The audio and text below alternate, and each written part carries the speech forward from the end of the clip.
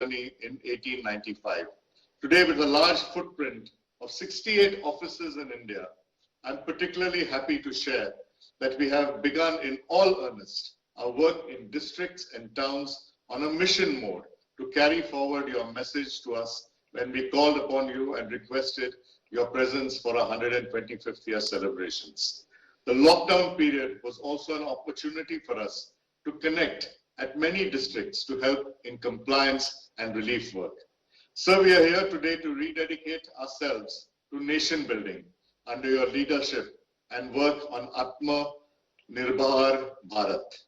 Excellencies, ladies and gentlemen, may I now invite our Honorable Prime Minister Sri Narendra Modi ji, our chief guest for this special inaugural session of CII on its 125th year to give his inaugural address. Namaste ji. Thank you Vikram ji, नमस्ते। सबसे पहले तो CII को 125 साल सफलतापूर्वक पूर्ण करने के लिए आप सबको बहुत बहुत बधाई, कॉन्ग्रेचुलेशंस। इस 125 साल की यात्रा बहुत लंबी होती है, अनेक पड़ाव आए होंगे, अनेक उतार चढ़ाव आए होंगे, लेकिन 125 साल तक एक संगठन को चलाना ये अपने आप में बहुत बड़ी बात होती है। उसमें समयानुकूल परिवर्तन आए हैं, व्यवस्थाएं बदली है, और पहले तो मैं इन 125 साल में सीआईआई को मजबूती देने में जिन जिन लोगों ने योगदान दिया है, वैसे सभी पूर्व के आपके महानुभावों को भी इस समय बधाई दूंगा। जो हमारे बीच नहीं होंगे उनको आदरपूर्वक नमन करूंगा, और भविष्य में इससे जो संभालने वाले हैं उनको अनेक अनेक शुभकामनाएं भी देता हूं। कोरोना के इस टाइम पीरियड में इस तरह के ऑनलाइन इवेंट्स शायद यही एक न्यू नॉर्मल बनते जा रहा है, लेकिन ये भी इंसान की सबसे बड़ी ताकत होती है कि वो हर मुश्किल से बाहर निकलने का रास्ता बना ही लेता है। आज भी हमें जहां एक तरफ इस वायरस से लड़ने के लिए सख्त कदम उठाने हैं, वहीं दूसरी तरफ इकोनॉमी का भी ध्यान रखना है। हमें एक तरफ देशवासियों का जीवन भी बचाना है, तो दूसरी तरफ देश की अर्थव्यवस्था को भी स्टेबलाइज करना है, स्पीड अप करना है।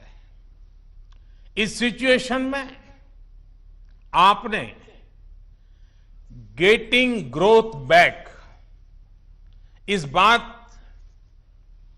को प्राथमिकता दी है, और निश्चित तौर पर इसके लिए आप सभी भारतीय उद्योग जगत के लोग बधाई के पात्र हैं।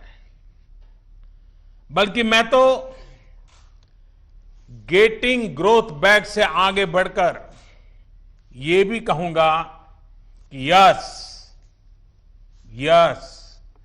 We will definitely get our growth back. आप लोगों में से कुछ लोग सोच सकते हैं कि संकट की इस घड़ी में मैं इतने कॉन्फिडेंस से ये कैसे बोल सकता हूं। मेरे इस कॉन्फिडेंस के कई कारण हैं। मुझे भारत की कैपेबिलिटीज और क्राइसिस मैनेजमेंट पर बहुत भरोसा है। मुझे भारत के टैलेंट और टेक्नोलॉजी पर भरोसा है। मुझे भारत के इनोवेशन और इंटेलेक्ट पर भरोसा है। मुझे भारत के फार्मर्स, एसएमईज, एंटरप्रेन्योर्स पर भरोसा है और मुझे भरोसा है इंडस्ट्री के लीडर्स पर, आप सभी पर। इसलिए मैं कह रहा हूं, yes, we will get our growth back. India will get its growth back. साथियों, कोरोना ने हमारी स्पीड जितनी भी धीमी की हो, लेकिन आज देश की सबसे बड़ी सच्चाई यही है कि भारत लॉकडाउन को पीछे छोड़कर अनलॉक फेज 1 में एंटर कर चुका है। अनलॉक फेज 1 में इकोनॉमी का बहुत बड़ा हिस्सा खुल चुका है। काफी हिस्सा अभी 8 जून के बाद और खुलने जा रहा है। यानी गेटिंग ग्रोथ बैक की शुरुआत तो एक प्रकार से हो चुकी है। आज ये सब हम इसलिए कर पा रहे हैं क्योंकि जब दुनिया में कोरोना वायरस पैर फैला रहा था, तो भारत ने सही समय पर, सही तरीके से सही कदम उठाए। दुनिया के तमाम देशों से तुलना करें तो आज हमें पता चलता है कि भारत में लॉकडाउन का कितना व्यापक प्रभाव रहा है। इस लॉकडाउन में भारत ने कोरोना से लड़ाई के लिए फिजिकल रिसोर्सेज को तैयार तो किया ही, हमने ह्यूमन रिसोर्स को भी बचाने का भरसक प्रयास किया है। ऐसे में अब सवाल ये है कि इसके आगे क्या? इंडस्ट्री लीडर्स के नाते आपके मन में ये सवाल जरूर होगा कि अब सरकार क्या करने जा रही है। आत्मनिर्भर भारत अभियान के बारे में भी मुझे पक्का विश्वास है कि आपके मन में भी मंथन चलता होगा, कुछ सवाल भी होंगे, और ये बहुत स्वाभाविक है, ऑब्वियस है। साथियों, कोरोना के खिलाफ इकोनॉमी को फिर से मजबूत करना, ये हमारी हाईएस्ट प्रायोरिटीज में से एक प्रमुख प्रायोरिटी है। इसके लिए सरकार जो डिसीजंस अभी तुरंत लेने जरूरी है, वो तो एक के बाद एक ले ही रही है, लेकिन साथ साथ में ऐसे भी फैसले लिए गए हैं जो लॉन्ग रन में देश की मदद करेंगे।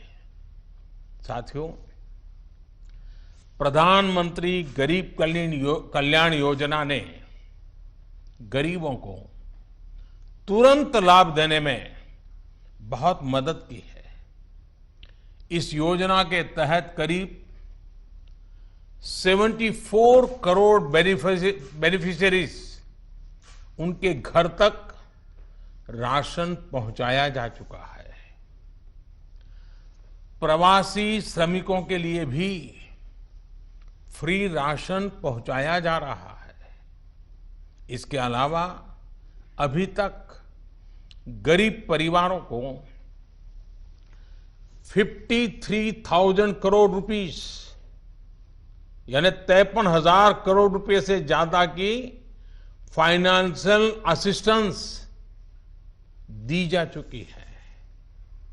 महिलाएं हो, दिव्यांग हो, बुजुर्ग हो, श्रमिक हो, हर किसी को इससे लाभ मिला है।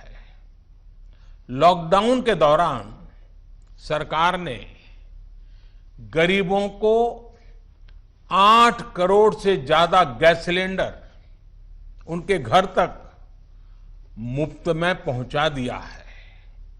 इतना ही नहीं, प्राइवेट सेक्टर्स के करीब 50 लाख एम्प्लॉइज के खाते में 24% ईपीएफ कंट्रीब्यूशन भी सरकार ने किया है। इनके खाते में करीब 800 करोड़ रुपए जमा कराए गए हैं। साथियों, भारत को फिर से तेज विकास के पथ पर लाने के लिए, आत्मनिर्भर भारत बनाने के लिए 5 बातें बहुत आवश्यक है। इंटेंट, इंक्लूजन, इन्वेस्टमेंट, इंफ्रास्ट्रक्चर और इनोवेशन। हाल में जो बोल्ड फैसले लिए गए हैं, उसमें भी आपको इन सभी की झलक मिल जाएगी। इन फैसलों के साथ हमने तमाम सेक्टर्स को फ्यूचर रेडी किया है। इसी वजह से आज भारत एक नए ग्रोथ ओरिएंटेड फ्यूचर की दिशा में बड़ी उड़ान के लिए तैयार है। साथियों, हमारे लिए रिफॉर्म्स ये कोई रैंडम या स्कैटर्ड डिसीजन नहीं रहे हैं। हमारे लिए reforms systematic, plan, integrated, interconnected और फ्यूचरिस्टिक प्रोसेस है। हमारे लिए रिफॉर्म्स का मतलब है फैसले लेने का साहस करना और उन्हें लॉजिकल कंक्लूजन तक ले जाना। आईबीसी हो, बैंक मर्जर हो, जीएसटी हो, फेसलेस इनकम टैक्स असेसमेंट की व्यवस्था हो, हमने हमेशा व्यवस्थाओं में सरकार के दखल को कम करने, और मैंने तो लाल किले पर भी कहा था कि लोगों से, जिंदगी से सरकार को जितना हम कम कर सकते हैं हम करना चाहते हैं। प्राइवेट एंटरप्राइज के लिए एनकरेजिंग इकोसिस्टम खड़ा करने पर हम लगातार बल देते रहे हैं, कदम उठाते रहे हैं। इसी वजह से सरकार आज ऐसे पॉलिसी रिफॉर्म्स भी कर रही है जिनकी देश ने एक प्रकार से उम्मीद भी छोड़ दी थी। लोगों ने मान लिया था भाई ये तो हमारे देश में नहीं हो सकता है, ऐसी चीजें होने लगी हैं। अगर मैं एग्रीकल्चर सेक्टर की बात करूं तो हमारे यहां आजादी के बाद जो नियम कायदे बने उसमें किसानों को बिचौलियों के हाथों में छोड़ दिया गया था। किसान कहां फसल बेच सकता है, कहां नहीं बेच सकता है, इस तक के नियम बहुत सख्त थे। किसानों के साथ दशकों से हो रहे अन्याय को दूर करने की इच्छा शक्ति हमारी सरकार ने दिखाई है। एपीएमसी एक्ट में बदलाव के बाद अब किसानों को भी उनके अधिकार हासिल होंगे। किसान अब जिसे चाहे, जहां चाहे और जब चाहे अपनी फसल अपनी शर्तों पर, किसान की शर्तों पर वो फसल बेच सकते हैं। अब कोई किसान अपनी फसल देश के किसी भी राज्य में ले जाकर बेच सकता है। पहले तो इस पर भी बंधन थे। साथ ही वेयरहाउसेस में रखे अनाज या एग्रीकल्चर प्रोडक्ट्स अब इलेक्ट्रॉनिक ट्रेडिंग के जरिए भी बेचे जा सकते हैं। आप कल्पना कर सकते हैं इससे एग्री बिजनेसेस के लिए कितने नए रास्ते खुलने जा रहे हैं। साथियों, इसी तरह हमारे श्रमिकों के कल्याण को ध्यान में रखते हुए रोजगार के अवसरों को बढ़ाने के लिए लेबर रिफॉर्म्स भी किए जा रहे हैं। जिन नॉन स्ट्रेटेजिक सेक्टर्स में प्राइवेट सेक्टर को इजाजत ही नहीं थी, उन्हें भी खोला गया है। आपका ध्यान इस पर भी गया होगा कि सबका साथ, सबका विकास, सबका विश्वास के रास्ते पर चलते हुए हम वो फैसले भी ले रहे हैं जिसकी मांग बरसों से हो रही थी। साथियों, दुनिया का तीसरा वो देश जिसके पास बहुत बड़ी मात्रा में कोयले का भंडार हो, कोल रिजर्व हो, जिसके पास आप जैसे साहसी और उद्यमी व्यापार जगत के लीडर्स हो, लेकिन फिर भी उस देश में बाहर से कोयला आए, कोल इंपोर्ट हो, तो उसका कारण क्या है? आप भी जानते हैं, देश भी जानता है। कभी सरकार रुकावट बनी रही, कभी नीतियां रुकावट बनी रही, लेकिन अब कोल सेक्टर को इन बंधनों से मुक्त करने का काम शुरू कर दिया गया है। अब कोल सेक्टर में कॉमर्शियल माइनिंग को परमिट कर दिया गया है। पार्सली एक्सप्लोर्ड ब्लॉक्स को भी अलॉटमेंट करने की परमिशन दी गई है। इसी तरह मिनरल माइनिंग में भी अब कंपनियां एक्सप्लोरेशन के साथ साथ माइनिंग का काम एक साथ कर सकती है। इन फैसलों के कितने दूरगामी परिणाम होने वाले हैं, ये इस सेक्टर से परिचित लोग अच्छी तरह जानते हैं।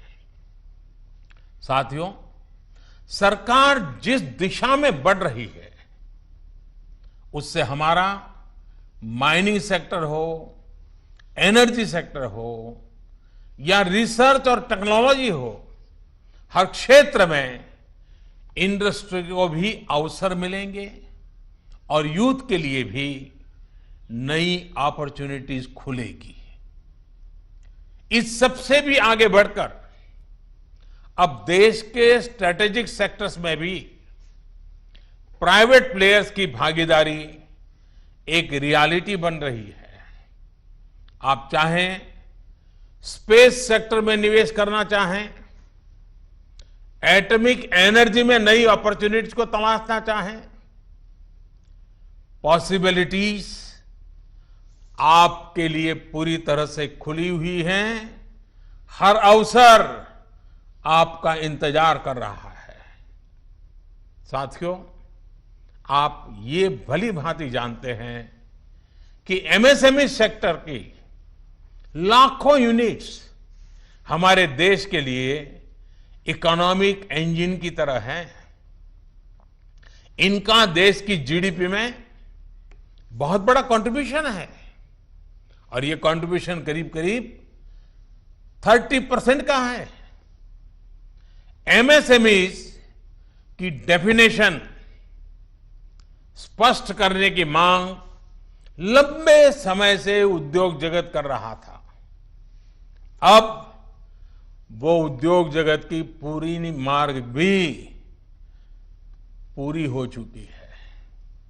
इससे एमएसएमईज बिना किसी चिंता के ग्रो कर पाएंगे और उनको एमएसएमईज का स्टेटस बनाए रखने के लिए दूसरे रास्तों पर चलने की जरूरत नहीं रहेगी।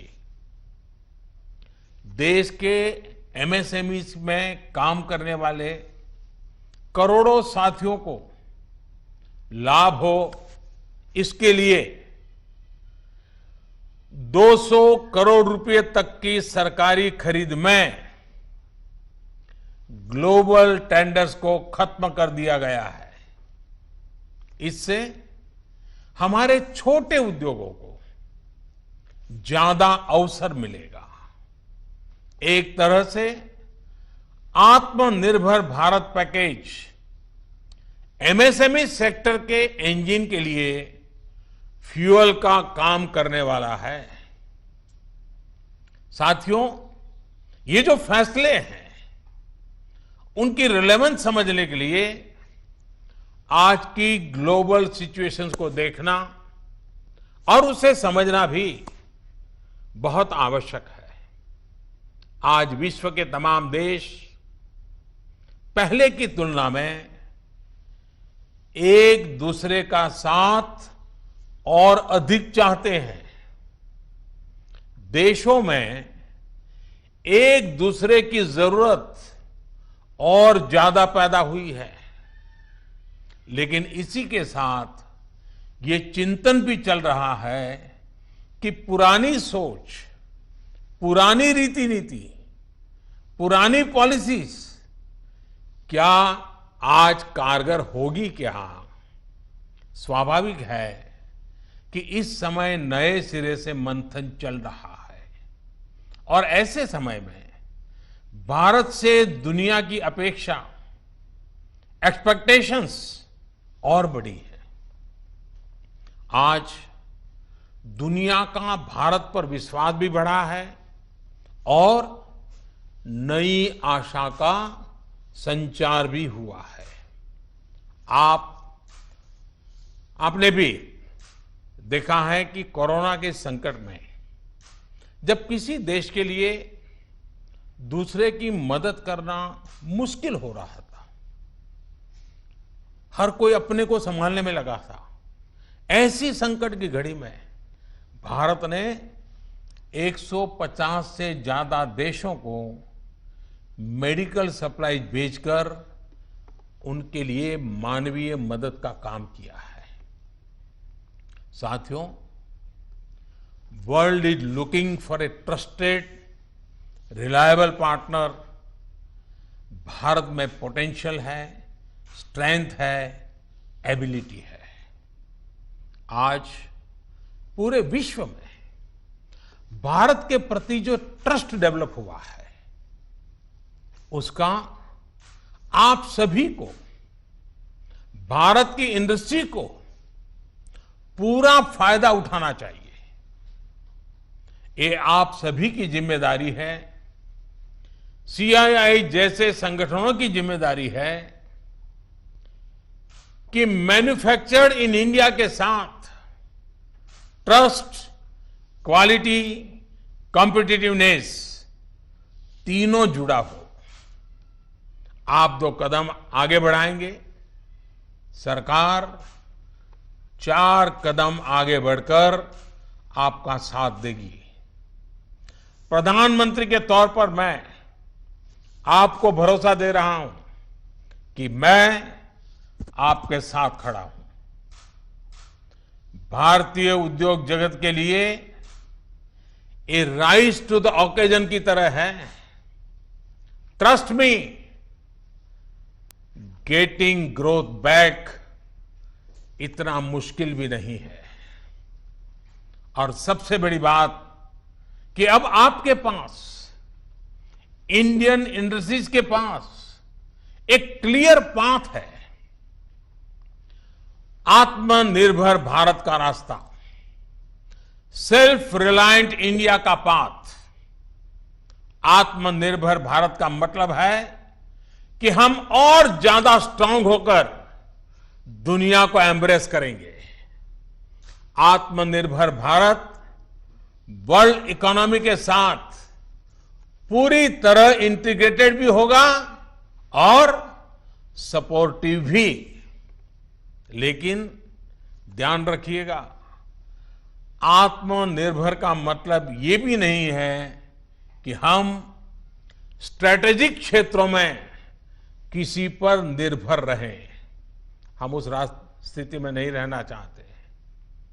It is about creating strong enterprise in India, enterprises that can become global forces.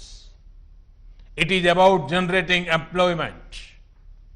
It is about empowering our people to come out and create solutions that can define the future of our country. हमें एक ऐसी robust local supply chain के निर्माण में invest करना है जो global supply chain में भारत की हिस्सेदारी को स्ट्रेंथन करे। इसी अभियान में सीआईआई जैसी दिग्गज संस्था को मुझे लगता है आपको भी पोस्ट कोरोना नई भूमिका में आगे आना होगा। अब आपको चैंपियंस ऑफ इंडिजिनस इंस्पिरेशंस बनकर आगे आना है। आपको डोमेस्टिक इंडस्ट्रीज की रिकवरी को फैसिलिटेट करना है, नेक्स्ट लेवल ग्रोथ को असिस्ट करना है, सपोर्ट करना है। आपको इंडस्ट्री को, अपने मार्केट को ग्लोबली एक्सपांड करने में मदद करना है। साथियों, अब जरूरत है कि देश में ऐसे प्रोडक्ट्स बने जो मेड इन इंडिया हो, मेड फॉर द वर्ल्ड हो। कैसे हम देश का आयात कम से कम करें, इसे लेकर क्या नए लक्ष्य तय किए जाएं, उस पर सोचने की जरूरत है। हमें तमाम सेक्टर्स में प्रोडक्टिविटी बढ़ाने के लिए अपने टारगेट तय करने ही होंगे। यही संदेश मैं आज इंडस्ट्री को देना चाहता हूं और देश यही अपेक्षा भी आपसे रखता है। साथियों, देश में मैन्युफैक्चरिंग को, मेक इन इंडिया को रोजगार का बड़ा माध्यम बनाने के लिए आप जैसे तमाम इंडस्ट्री के संगठनों से चर्चा करके ही कई प्रायोरिटी सेक्टर्स की पहचान की गई है।